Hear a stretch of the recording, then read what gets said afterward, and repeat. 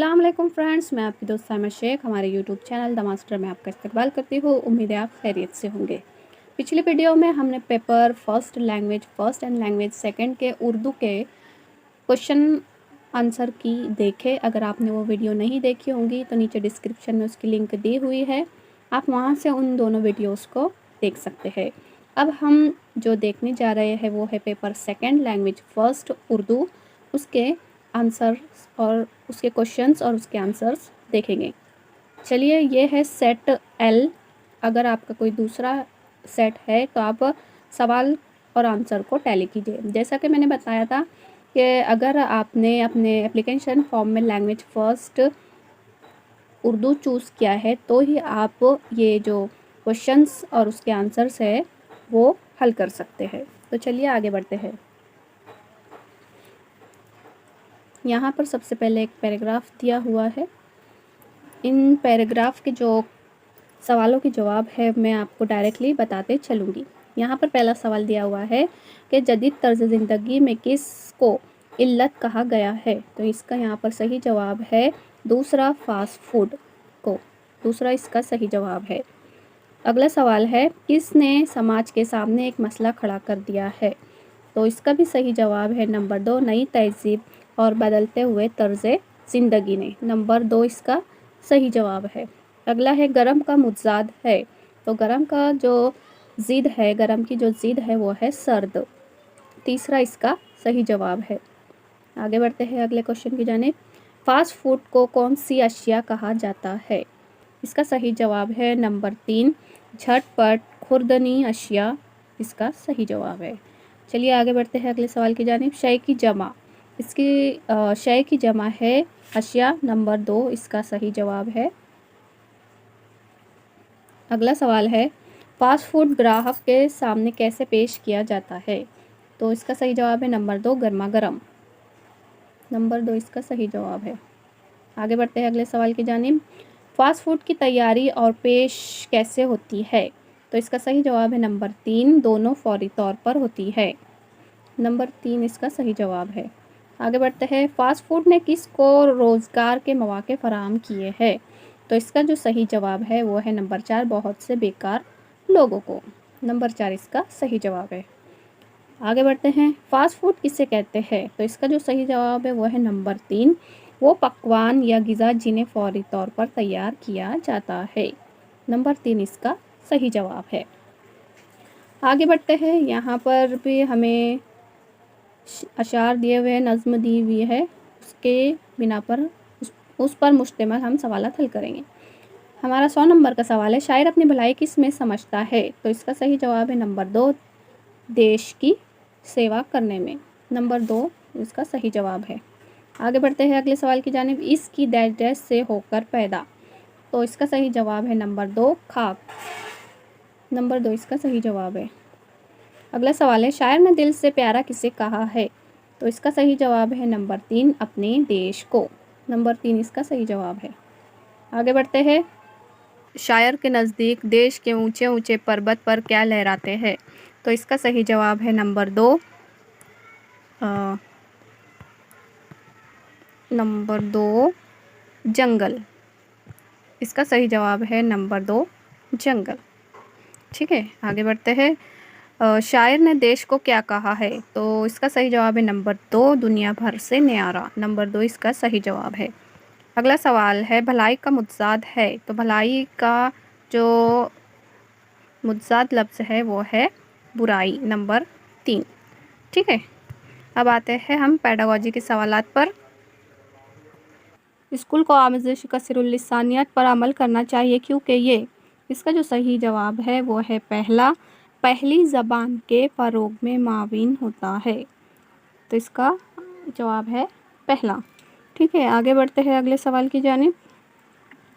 Column Alif में ज़बान की तदरीस के तरीक़े और कॉलम बी और कॉलम बा में उससे मुतालिक सरगर्मियाँ या वज़ाहतें दी गई हैं, उनका मिलाप कीजिए। यहाँ पर कॉलम अलीफ और कॉलम बा दिया हुआ है, तो इसका जो सही जवाब है वो है चौथा, इसका सही जवाब है। मीन्स के पहले का जो है वो जीम है, तहरीरी अदबी मतन। दूसरा جو الف ہے اس کا ہے دوسرا ڈائریکٹلی راست طریقہ. پھر اس کے علاوہ جو تیسرا ہے اس کا ہے با خاموش مطالعہ. اور فورتھ کا تو فوائد کی استقرائی تدریس. تو اس کا جواب ہے چوتھا. ٹھیک ہے، آگے بڑھتے ہیں اگلے سوال کی جانب. سننے میں شامل ہوتا ہے. تو اس کا جو صحیح جواب ہے وہ ہے پہلا آواز کو پہچاننا اور اس سے معنی حقص کرنا. پہلا اس کا صحیح جواب ہے. ٹھیک ہے، آگے بڑھتے ہیں.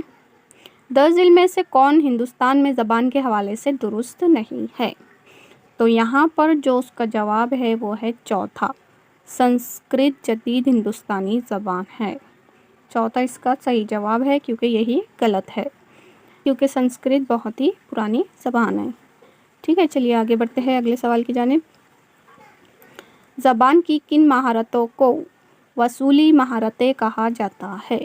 تو اس کا جو صحیح جواب ہے وہ ہے سننا اور پڑھنا. 1 نمبر اس کا صحیح جواب ہے. ٹھیک ہے، آگے بڑھتے ہیں. زبان کا استاد ہر روز کلاس میں اخبار، مینو کارڈ اور ٹرین ٹکٹ جیسی چیزیں لے کر آتا ہے تاکہ 5ویں جماعت کے طلبہ کو پڑھا سکے. آموزش کے لیے وہ کیا کر رہا ہے؟ تو اس کا جو صحیح جواب ہے وہ ہے نمبر 2، اپنی تدریس کو زیادہ حقیقی اور سود مند بنانے کے لیے وہ مستند مواد کا استعمال کرتا ہے. نمبر 2 اس کا صحیح جواب ہے. ٹھیک ہے، آگے بڑھتے ہیں. زبان کی کلاس میں طلبہ استاد کی نگرانی و رہنمائی میں مختلف گروپ بناتے ہیں اور دیے ہوئے موضوع پر ایک اشتہار تیار کرتے ہیں. اس طرح زبان کی آموزش کو کیا کہا جاتا ہے؟ تو اسے کہا جاتا ہے نمبر 2 شراکتی آموزش. اس کا صحیح جواب ہے نمبر 2. آموزش کی کس مکتبہ فکر کا ماننا ہے کہ زبان چاہے لفظی ہو یا غیر لفظی یہ عادت کے تشکیلی عمل سے انجام پاتی ہے؟ تو اس کا جو صحیح جواب ہے وہ ہے نمبر 2 عملیت پسند. نمبر 2 اس کا صحیح جواب ہے. آگے بڑھتے ہیں اگلے سوال کی جانب.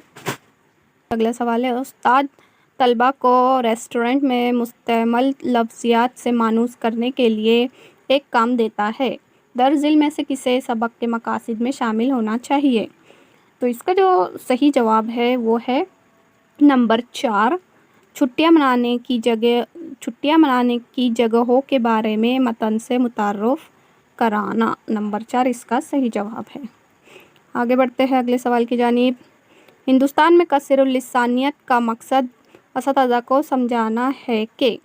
تو اس کا جو صحیح جواب ہے وہ ہے نمبر 2 ترسیل ہوتی ہے اور سماجی روابط برقرار رکھے جاتے ہیں. نمبر 2 اس کا صحیح جواب ہے. ٹھیک ہے، آگے بڑھتے ہیں. کہانی کے زمان و مکان کو کہا جاتا ہے مرکزی خیال.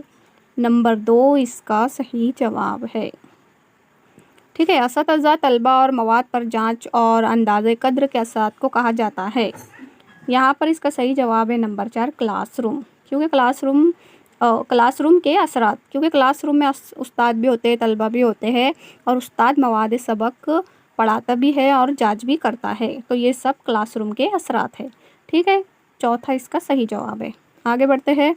زبان کی کلاس میں استاد طلبہ کے ایک گروپ سے خریدار، جائیداد بیچنے والا رہ زمین کے مالک اور کرایہ دار کا رول ادا کرنے اور دوسرے طلبہ کو ان کی بات چیت سننے اور لطف اندوز ہونے کے لیے کہتا ہے. اس سرگرمی کو نمبر 2 رول پلے کہا جاتا ہے. اس کا صحیح جواب ہے نمبر 2. ٹھیک ہے، اگلا سوال ہے. ترنم لب و لہجہ، زیر و زیر اور آہنگ جیسے لسانی عمل کو ڈیش کہا جاتا ہے. اسے کہتے ہیں شاعری. نمبر 2 اس کا صحیح جواب ہے. 10 ضلع میں سے کون سبق سننے کی منصوبہ سازی کا اہم عامل نہیں ہے؟ تو اس کا جو صحیح جواب ہے وہ ہے نمبر 2 ریکارڈنگ کو تھوڑی دیر کے لیے روک دینا. اس کا صحیح جواب ہے نمبر 2. یہ تھا ہمارا لینگویج فرسٹ پیپر سیکنڈ کا. یہاں پر آفیشیل آنسر کی کے مطابق 1-2 نمبر کا تھوڑا ہیر پھیر ہو سکتا ہے.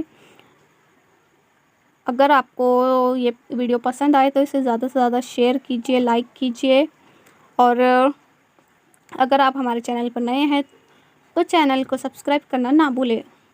ملتے ہیں انشاءاللہ اگلی ویڈیو میں، تب تک کے لیے اللہ حافظ، اللہ نگہبان۔